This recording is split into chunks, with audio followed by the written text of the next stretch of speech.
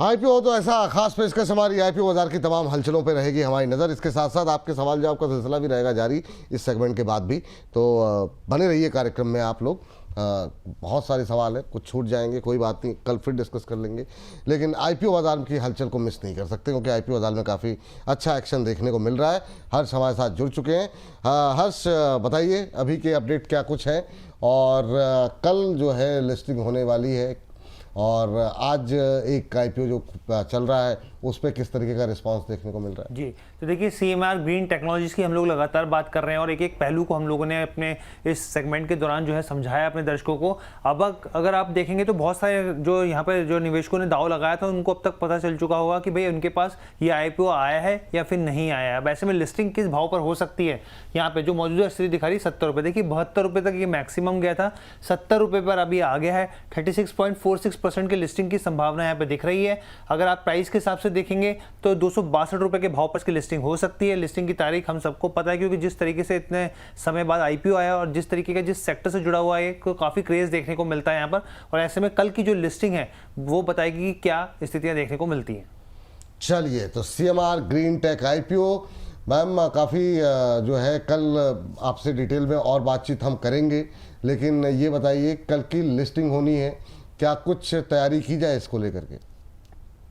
कल लिस्टिंग है और आप एक इन्वेस्टर हैं, और आपको बिजनेस मॉडल जब आईपीओ एनालाइज किया था हमने, तो बिजनेस मॉडल हर्ष जी ने भी बहुत अच्छे डेटा पॉइंट्स उस पर समझाए थे, और मेरा भी फोकस सिर्फ एक ही चीज पे था कि रिसाइकल्ड बिजनेस है, वो भी मेटल्स का। तो ये अपॉर्चुनिटी इसीलिए ओएफएस है क्योंकि कंपनी को भी पता है कि उनके धंधे में दम है, उनके बिजनेस में दम। तो अगर आप एक इन्वेस्टर हो, प्राइस बैंड अच्छा है, वैल्यूएशन ठीक है, उतनी खराब नहीं है, और बिजनेस अपने आप में बढ़िया है, मैं आपको इसको होल्ड करने की सलाह दूंगी। बहुत कम ऐसे केसेस होते हैं, यही सलाह मैंने आपको टेनको में दिया था, और भी कुछ प्रोडक्ट आईपीओ से जहां पर आपको होल्ड करने की सलाह दी थी। यहाँ पर भी अभी आप होल्ड करके जाइए। थोड़ा बहुत फ्लक्चुएशन प्राइस में रहेगा पोस्ट लिस्टिंग भी, मतलब प्रॉफिटेबल लिस्टिंग हो रही है, ये तो इसका जीएमपी भी बता रहा है। बट अगर आप इसको होल्ड कर जाए and you can manage to hold it like for 2 months more, तो आप देखेंगे कि इसमें और अपसाइड मूवमेंट आपको रेंजिंग फ्रॉम, मतलब आई डोंट नो कि हम इस बारे परसेंटेज स्पेसिफिकली आईपीओ के बारे में बोल सकते हैं कि नहीं, आई डाउट, नहीं बोल सकते, लेकिन फिर भी बढ़िया मूवमेंट आपको पोस्ट लिस्टिंग भी मिल सकता है। जिन लोगों से ये आईपीओ मिस हो गया है, जिनको नहीं मिला क्योंकि सब्सक्रिप्शन डेटा बहुत अच्छा था, तो भी आप लोग बहुत जल्दी जंप इन करने की कोशिश मत करिए। सेकेंडरी मार्केट मौके जनरेट करेगी, प्राइस स्ट्रक्चर को देखते हुए आपको कभी ना कभी इसमें दोबारा मौका मिल जाएगा एंट्री करने के लिए, क्योंकि बिजनेस में दम है, सेकेंडरी मार्केट में भी समय लेगा लेकिन चलेगा। तो फिलहाल जिनको आईपीओ मिल गया, आप प्रॉफिट बुकिंग में उतनी हड़बड़ी मत करिए। चाहे तो to be on safer side, आप 15% आपकी लिस्टिंग का जो कैप था उसके ऊपर 15% पर आप चाहे तो अपनी प्रॉफिट बुकिंग करना चाहे तो कर लीजिए, एक कैपिंग लगा करके कि ट्रेलिंग लग जाए वहां पर। बट मुझे इस कंपनी के बिजनेस मॉडल में दम दिख रहा है।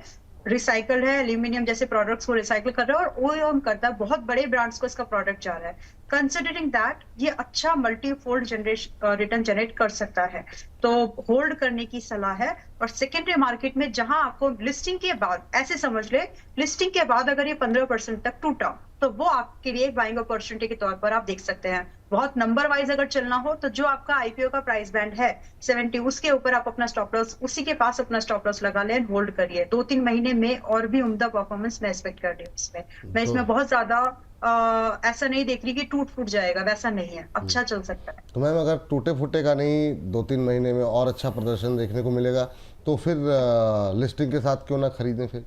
मतलब फिर तो 15% तक वैल्यू, क्योंकि अभी जिस प्राइस बैंड पे आया था वहां पर वैल्यूएशन कंफर्ट है। अब प्रीमियम लिस्टिंग अगर इसकी 20% से ऊपर जा रही है फॉर एग्जांपल, अब जितनी भी जाएगी बट 20% से अगर इसकी प्रीमियम लिस्टिंग ऊपर जा रही है तो वैल्यूएशन डिस्कम्फर्ट आने लगता है। तो उसी के ध्यान में चलते हुए जो लोग थोड़े बहुत short term profit booking attempt ढूंढते हैं, तो जो लोग उसकी वजह से जो प्रॉफिट बुकिंग आएगी थोड़ी बहुत 10-15% की जो भी, तो वहां आप अपनी लिस्टिंग के बाद वहां आप अपनी अपॉर्चुनिटीज को एंट्री करिएगा। यही थोड़ी देर पहले भी बोला था, लेकिन बात सिर्फ इतनी है कि लिस्टिंग होते ही सिर्फ वैल्यूएशन डिस्कम्फर्ट की वजह से एंट्री नहीं लेनी है, क्योंकि रिस्क रिवॉर्ड नाम की जो चिड़िया है वो बहुत इंपॉर्टेंट है, उसका ध्यान रखना ही। और बाकी अगर आपको और डिटेल में समझना है तो कल सुबह 10 बजे जुड़िएगा। हम कोशिश करेंगे कि मतलब अम्बाला मैम से उस समय भी जब लिस्टिंग होगी उसके बाद जो है इस पे एनालिसिस किया जाए। तो आप लोग सुबह के 10 बजे का सेगमेंट भी देखिए। इस बीच अगले जो IPO खुला हुआ है उस पर ज़रा बातचीत कर लेते हैं। इस बीच प्रगति जी लिख रही हैं, बोलिए सरकार, अगर आपको मिठाई वगैरह कुछ चाहिए तो मैं भेज देती हूँ, पर हमें ऐसे निराश ना करिए। 1 महीने बाद सवाल पूछ रही हूँ, प्लीज़ दे लीजिए।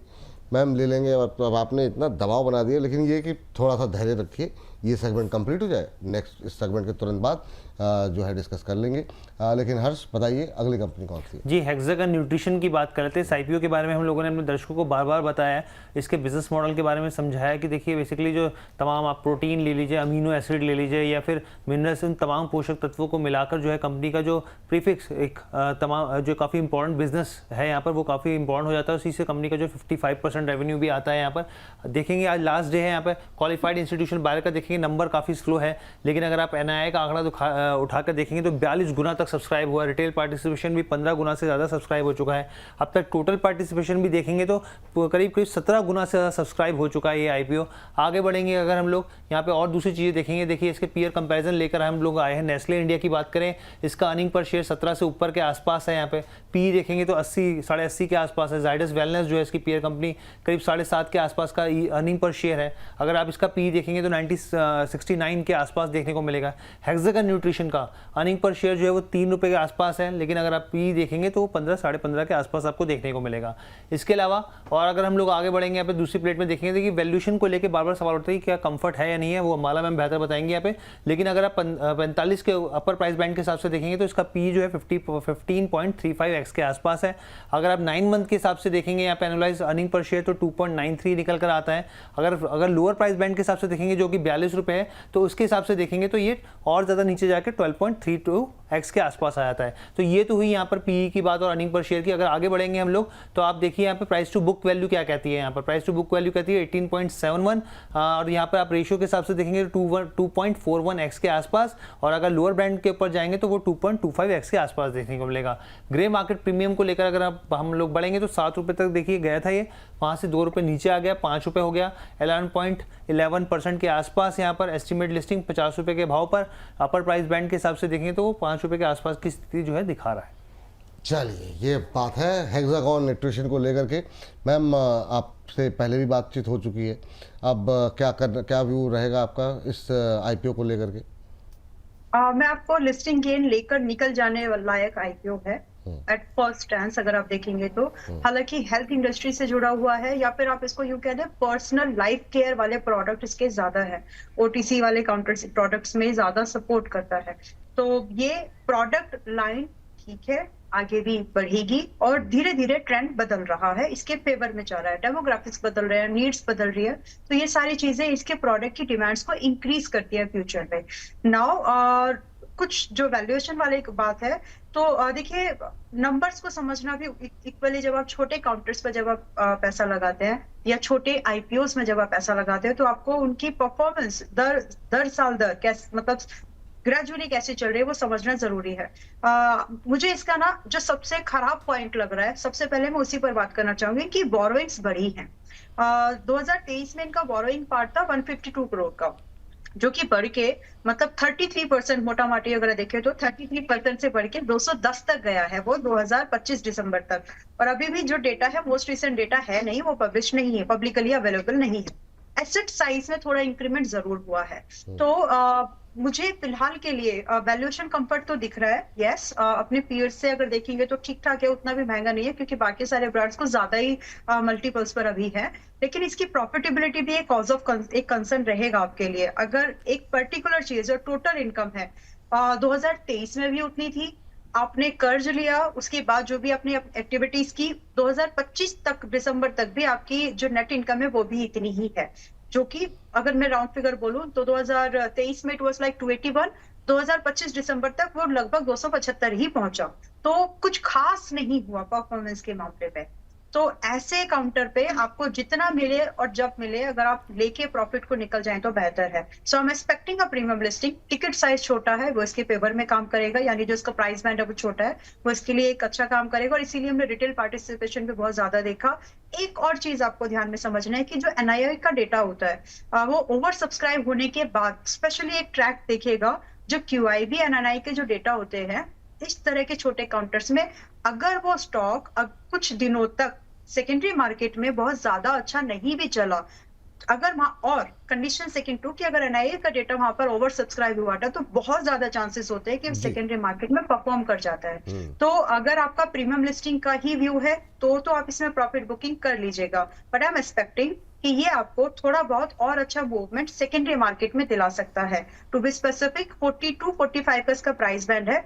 मुझे लगता है कि 50 से 60 रुपए के टारगेट आपको अगले कुछ महीनों में दिख जाएंगे। एक स्टॉप लॉस मेंटेन करना 35 का। इसके लिए अगर आपको दोबारा मौका मिले कि 46 रुपए 45 रुपए पर मिल जाए with 35 rupees stop loss, secondary market में 50 से 60 टारगेट के लिए अटेम्प्ट किया जा सकता है। होल्ड भी कर सकते हैं जिनको लिस्टिंग मिल गई है, मिल ठीक है, जाए। तो इसको मतलब लिस्टिंग जाए। गेन के लिए भी ले जाएं और फिर उसके बाद से लॉन्ग टर्म वाले भी रख सकते हैं ना, mid term, mid long term term, वाले। ठीक है, मिड टर्म। ये बात जो जिनको रखना है वो रख सकते हैं, जिनको लिस्टिंग गेन लेके निकलना है उनके लिए भी कुछ ना कुछ मिल जाएगा। ये राय यहाँ पर निकल करके आई है। तो हर्ष, थैंक यू, बहुत बहुत धन्यवाद ये तमाम डिटेल्स हमारे सामने दर्शकों के सामने रखने के लिए। बाकी कल की लिस्टिंग पर कल फिर और डिटेल में बातचीत कर लेंगे। बहुत बहुत शुक्रिया, बहुत बहुत धन्यवाद। इस सेगमेंट को फिलहाल के लिए यहीं पर करते हैं समाप्त।